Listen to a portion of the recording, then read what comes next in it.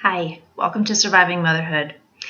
So I don't remember if I've mentioned this recently or not, but I just started, in March, I started another read through the Bible in a year thing. And last week I just finished reading Leviticus. Parts of that are really hard to get through, but made it through, which means that I just started reading Numbers. And to be perfectly honest with you, while I was relieved to be finished reading all about these different laws, I started reading Numbers, and once I got past the actual numbers, which are kind of boring,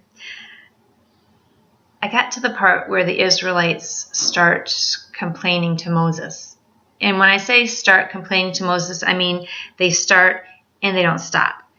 And they keep finding things to complain about, and they complain about this, and they grumble about that. And parts of it are kind of funny. God has this sense of humor where he says to them they're complaining about not having any meat to eat, and God's like, okay, I'm going to give you meat, and you're not going to eat it just once or twice or 3 times or 5 times or 20 times. You're going to eat it till it's coming out your ears.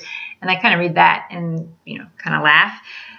But for the most part, I started reading all this complaining that the Israelites are doing, and I'm thinking, oh boy, not again.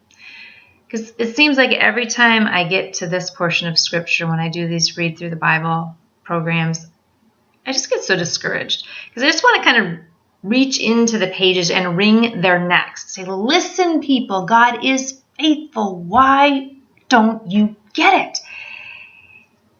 And so I started reading that this week, and I thought, here we go again. But one of the things that really bothers me about the Israelites is because sometimes it's kind of like a mirror that's being held up to me. And I recognize that in many ways, I'm just like an Israelite. God shows himself faithful to me over and over again. And still, somehow, I manage to be worried about something, or be concerned about something, or be upset about a situation. And I forget that God is faithful. And then here I am getting mad at the Israelites for doing the same thing. So I'm sure it was the Spirit of God working in me ever so patiently. But this time, as I started going through the book of Numbers and I started reading about the Israelites complaining, I began to pray and ask God to help me learn from them. I asked him to help me see when I start complaining. I could see this pattern in the Israelites. They would be going along and things would be going okay, but then there would be a little fear and they would get all freaked out. And it just kept going like that. So I asked God, would you show me patterns in my life? Will you show me the times when I'm not trusting, when I'm starting to go down that road, and will you help me to stop? Because I don't want to be like the Israelites. I don't want to go there again. I have to do it in the reading, but I don't want to do it in my own life. So I'm praying, God, please don't let me go there again. I don't want to do it.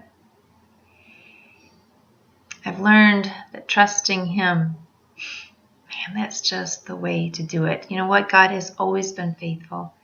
What he says, he does.